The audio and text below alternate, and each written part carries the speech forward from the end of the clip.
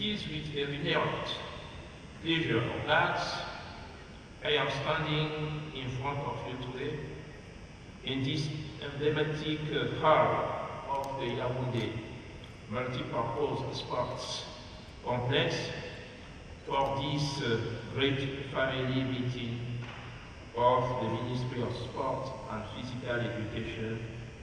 on the occasion of the ceremony to present the 2024 New Year wishes. This ceremony gives us the opportunity to remember all the departed personalities who passed to eternity during the year 2023. Thus, I would like to invite you to observe a minute of silence in their memory.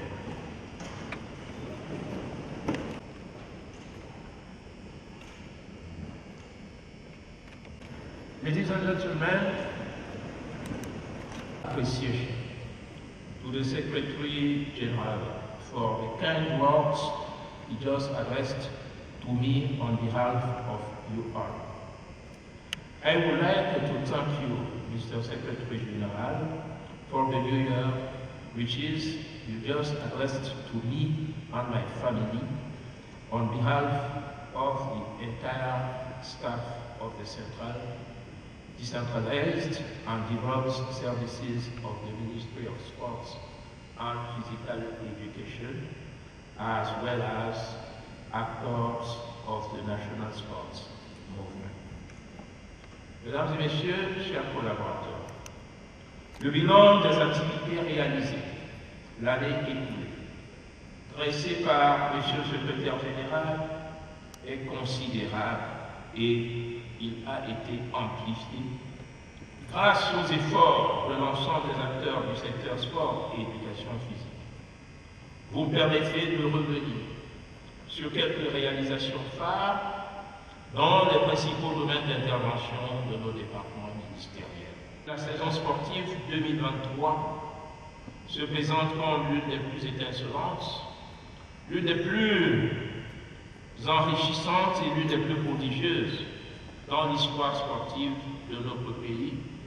toutes disciplines confondues. En effet, dans la mise en œuvre de la très haute vision de M. le Président de la République, son Excellence Paul Biya, faisant des activités physiques et sportives des instruments de consolidation de l'image de marque de notre pays, de la cohésion et de l'inclusion sociale, ainsi que des vecteurs considérables du développement durable, le Cameroun promeut tous les sports. Ceci en résonance avec le credo aussi souvent rappelé du chef de l'État: il n'y a pas de sport majeur, de sport mineur ou de sport réservé. Le président Paul Biya veut notre pays comme un réceptacle de la diversité et de la multiplicité des expressions sportives, de la valorisation dans toute leur fréquence, dans toute leur séquence et leur essence, et sans exclusive de ces disciplines sportives, raison pour laquelle l'attention de la tutelle est portée sur les activités de l'ensemble des 54 fédérations sportives civiles nationales, dont je salue ici la présence des éminents et illustres responsables. Il faut bien le souligner, pour la participation des fédérations suspension aux compétitions sportives internationales éligibles à cet effet, l'État a consenti au cours de l'année 2023, à travers le ministère des Sports et de l'Éducation physique, comme il a toujours fait par le passé, d'énormes sacrifices en moyens financiers, matériels, logistiques et humains en faveur des équipes et des athlètes camerounais dans un environnement marqué par des contraintes de tout ordre. L'exceptionnelle moisson de 554 médailles, rappelées tout à l'heure par M. le Secrétaire général, dont 215 en or, 168 en argent et 171 en bronze, dans quelques 60 compétitions sportives internationales, soit une douzaine organisées par le Cameroun, est à la hauteur et à la mesure des efforts consentis par l'État au profit des fédérations sportives civiles dont les responsables assurent heureusement en totalité la gestion. Il convient de relever de manière particulière la participation historique et exceptionnelle de notre pays à la 9e édition des Jeux de la francophonie à Kinshasa, en République démocratique du Congo. Le Cameroun, à l'issue de ces Jeux, a occupé pour la première fois le prestigieux rang de 3e meilleure nation sportive de la sphère francophone, avec 40 médailles, dont 13 en or, 13 en argent et 14 en bronze, ce qui constitue pour notre pays une grande première dans l'histoire de cette compétition. Par ailleurs, le monde entier a été ébloui le 28 octobre 2023 par les prestations héroïques de M. Francis Ngannou face au Britannique Tyson Fury dans un combat de boxe où tout le monde lui prédisait une défaite rapide et inévitable, ainsi que les prouesses de Joel Embiid en basketball, sacré Most Valuable Player de la saison régulière 2022-2023 de la NBA aux États-Unis. À ces athlètes talentueux, il y a bien d'autres. Le président de la République a bien voulu décerner, à titre exceptionnel, des distinctions honorifiques en guise de reconnaissance de leur combativité et de leur fighting spirit qui constitue la marque déposée des sportifs camerounais. Dans ce champ de la recherche de l'excellence, je voudrais également féliciter le Comité national olympique et sportif du Cameroun, sous la conduite éminente du colonel Ahmad Kakaba Malbou, pour la tenue du 16 au 23 décembre dernier, avec un succès remarquable de la 7e édition des Jeux nationaux Tixiad et Arrois 2023. Ce fut un moment fort d'expression de talent, mais également de détection de talent, devant assurer la relève des générations actuelles de sportifs. Mesdames et messieurs, en ce qui concerne le développement de l'éducation physique, le chef de l'État, soucieux du bien-être physique et mental des citoyens camerounais, sans exclusive, a créé et mis à la disposition des populations plusieurs infrastructures de proximité, notamment les parcours vitaux, qui sont des espaces de remise en forme de masse. Après Yaoundé, Douala, Bamenda et Gaoundéré, la ville de Garoua a eu l'insigne privilège de bénéficier d'un parcours vital. Parcours que nous avons inauguré le 11 juillet 2023. Il s'agit d'un joyau architectural consacré à la pratique encadrée et améliorer des activités physiques et sportives, ainsi que de loisirs sains et éducatifs. Le parcours vital de crédit, en cours de construction par le génie militaire, sous l'autorité du ministre délégué à la présidence chargée de la Défense, et celui de Maroua,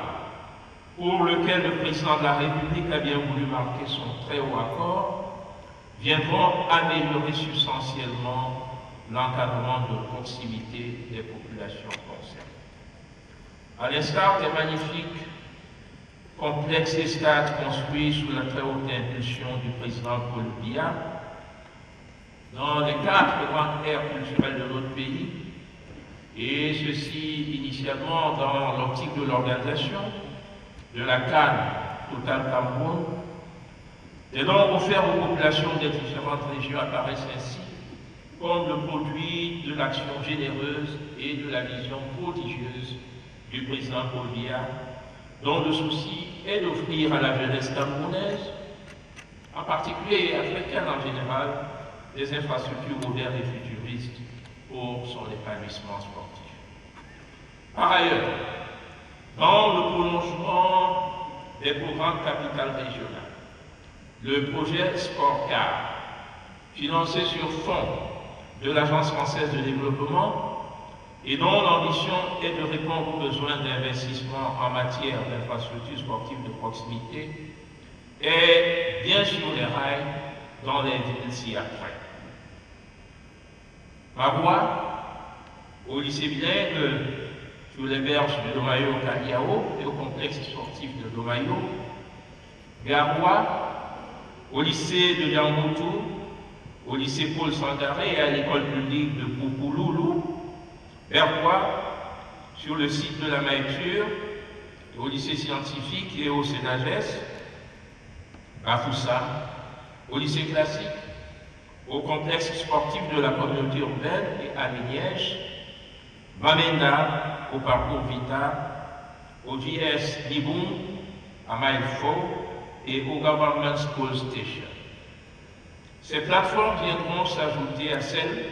déjà existantes dans plusieurs localités de la République, à l'instar de Créby dans le sud, Tokombéré, Kalfou, Moutouroua et Kosa dans l'extrême nord, pour ne citer que ces localités. Du reste, je salue avec honneur et je me réjouis de la présence parmi nous de M. Claude Legrand, expert français en management du sport au ministère des Sports et de l'Éducation physique, l'un des bras séculiers de la coopération avec la France dans ce domaine, suite à la visite au Cameroun du président français Emmanuel Macron. Soyez bienvenus. En ce qui concerne la gouvernance et l'appui institutionnel dans le sous-secteur sport et éducation physique, l'amélioration des conditions de travail des personnels est perceptible, à travers notamment la construction et la réhabilitation d'une demi-douzaine de bâtiments des services centraux, ce qui a transformé de manière considérable la physionomie du ministère. Aussi bien, une salle de sport a été construite, entièrement équipée et mise gracieusement à la disposition des personnels en vue d'améliorer leur capital santé. Sur le plan du développement des technologies, de l'information et de la communication, nous notons, entre autres, l'animation constante du site web, l'accompagnement des différentes structures lors des visioconférences, la stabilité et la sécurité de notre réseau informatique, ayant permis au ministère des Sports et de l'Éducation physique d'abriter depuis 2023 la PERI spécialisée. Je salue d'ailleurs ici les responsables du ministère des Finances affectés à nos côtés, M. l'agent comptable, M. le payeur spécialisé, une meilleure préservation de l'intégrité et de la durabilité du patrimoine informatique et bureautique et une amélioration de la couverture réseau et de l'accès à Internet avec une augmentation de notre bande passante qui est actuellement de 30 mégas. Au niveau des services déconcentrés, les travaux de construction des délégations régionales du centre, du sud et de l'est sont exécutés de manière continue. Au nom des membres de la grande et noble famille du sport et de l'éducation physique, nous voulons, une fois de plus, humblement et respectueusement exprimer au président de la République nos différentes gratitudes et notre infinie reconnaissance pour sa très haute sollicitude ayant rendu possible ces réalisations en 2023. Mesdames et messieurs, les résultats ainsi obtenus l'année écoulée doivent être capitalisés et consolidés au cours de l'année 2024. Nous devons travailler plus que par le passé en vue de remettre les milieux sportifs en confiance et en situation de travail permanent pour tendre davantage vers l'excellence, vers le mieux-être et le pouvoir plus. Nous devons travailler à consolider l'esprit de gagneur, l'esprit de conquérant, afin d'engranger davantage de victoires dans toutes les disciplines sportives. En perspective, Les chantiers qui nous interpellent au cours de cette année sont entre autres la participation honorable, louable des athlètes camerounais aux compétitions sportives internationales. Je voudrais particulièrement évoquer les Jeux africains, Ghana 2023, les Jeux olympiques de Paris 2024 et aussi les Jeux paralympiques. Pour les Jeux olympiques, comme pour les autres, les pouvoirs publics nourrissent de réels espoirs de médailles, raison pour laquelle des appuis substantiels sont accordés aux athlètes prometteurs, à l'instar d'Emmanuel Essémé, médaillé d'or aux Jeux de la francophonie, et qui a bien voulu nous adresser un message de vœux hier. Le Cameroun aura une fois de plus l'occasion d'abriter sur son sol, en 2024, de nombreuses compétitions internationales, à l'instar de la course de football, des championnats d'Afrique de Nambudo et d'athlétisme, de la toute prochaine ascension du Mont Cameroun. Je passe sous le contrôle de Monsieur le Président, Otombi, Monsieur le Secrétaire Général, ils sont là. Le Grand Prix cycliste international de la très prestigieuse marraine, Mme Chantal Dia, le Tour cycliste international du Cameroun, et au-delà des lauréats sportifs à remporter par nos athlètes, nous devons assurer à ces compétitions, comme par le passé, une organisation minutieuse reflétant le statut du Cameroun comme l'une des plateformes fortes pour l'organisation de prestigieux événements sportifs en Afrique, comme ce fut le cas l'année dernière avec l'antépénultième année, avec la 33e édition de la CAN Total Alliance. Nos départements ministériels également attendus sur d'autres chantiers tels que la consolidation de la mise en œuvre des compétences transférées aux communes dans le cadre de la décentralisation, la mise en place de mécanismes pour une gestion optimale des infrastructures sportives, réalisation gigantesque du président de la République au profit de la jeunesse. À cet effet, la mise en service de l'Office national des infrastructures et équipements sportifs, dont je salue la présence de monsieur l'administrateur et de madame l'administrateur adjoint. Mise en service de l'ONIES suscite beaucoup d'espoir et l'ONIES, disposant d'importantes missions en matière de maintenance préventive, curative, réparatrice et prospective, a besoin du soutien, pas seulement des pouvoirs publics, mais également et surtout des acteurs du mouvement sportif national. Bien plus, plusieurs stades et aires de jeu vont connaître d'importants travaux dans le cadre du budget d'investissement public du ministère, dans les localités de Bamenda, Consamba 1er, Essop dans le Rognon, Béomessa, la Garde-Bien et Loro, Yabassi et Yingui dans le Cap. Quant au développement de l'éducation physique, il se fera au cours de l'exercice 2024 à travers la promotion et la vulgarisation des activités physiques au sein des différentes couches sociales. À cet effet, l'organisation avec panache de la Journée nationale de l'éducation physique et de la Journée internationale du sport au service du développement et de la paix constitueront d'importantes priorités. Grâce à une dotation de 1 milliard de francs CFA transférée au profit des collectivités territoriales décentralisées, la poursuite de la construction des plateformes sportives et autres infrastructures de proximité se fera dans 25 communes, oui 25, réparties sur l'ensemble des 10 régions du Cameroun, et cela sera une réalité palpable, avec l'appui dynamique et l'action que nous voulons efficace des responsables des dites collectivités. Au cours du même exercice, l'amélioration des conditions de travail des personnels sera poursuivie et renforcée à travers notamment l'équipement et la maintenance des nouveaux édifices fonctionnels, la transformation digitale des procédures et processus administratifs avec en ligne de mire le logiciel du service du courrier, la construction des délégations départementales d'une CAM, du Nianguesso et du Vouri, ainsi que la réhabilitation de la délégation régionale du littoral, sans oublier la poursuite des travaux de construction des délégations régionales du centre, de l'Est et du Sud. Dans le domaine de la coopération, il s'avère nécessaire de saisir toutes les opportunités pouvant nous permettre de diversifier les partenaires et les partenariats nationaux et internationaux en vue d'optimiser nos interventions sur le terrain. Chers collaborateurs, pour atteindre les objectifs inscrits dans notre feuille de route 2024, sous la coordination du Premier ministre-chef du gouvernement, du Dr Joseph Jean Boutet, le devoir d'exemplarité est une nécessité absolue pour tous. Oui, Monsieur le Secrétaire général,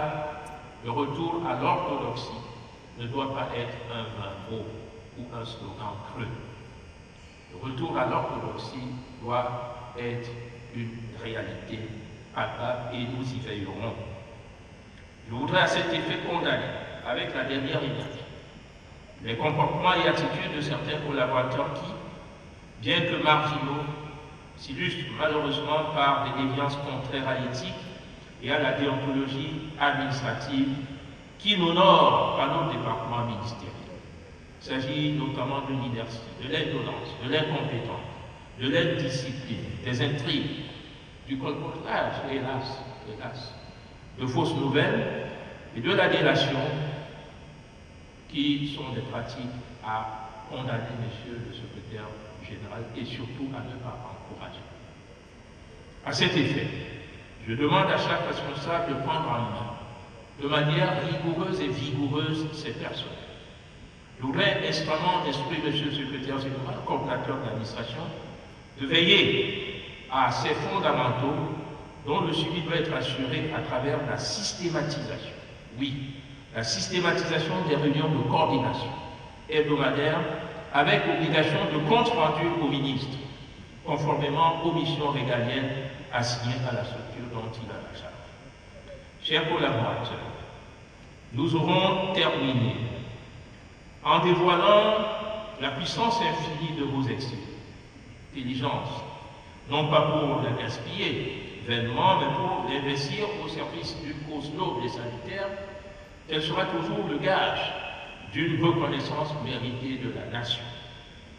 La gratitude que nous exprimons va être manifestée tout à l'heure à travers des gratifications et des décorations à l'endroit des agents et responsables qui ont servi avec dévouement le ministère et le secteur sport et éducation physique pendant de longues années et dont certains aspirent désormais légitimement à une retraite bien méritée. En somme, au cours de l'exercice 2024, il s'agira, au regard du contexte marqué par l'amenuisement des ressources budgétaires de l'État, de rationaliser les actions à mettre en œuvre. La démarche globale s'appuiera sur les prescriptions du chef de l'État visant à la réduction du train de vie de l'État, ainsi que celles ayant une forte valeur ajoutée sur le développement économique, social et culturel de la nation et sur le bien-être des citoyens, conformément aux prescriptions de la stratégie nationale de développement. Monsieur le secrétaire général, distinguées personnalités présentes, chers collaborateurs, mesdames et messieurs, le moment est venu pour moi de former en retour pour vous-même, vos familles respectives et tous ceux qui vous sont chers, mes vœux les meilleurs de santé, de prospérité et de réussite pour l'année 2024.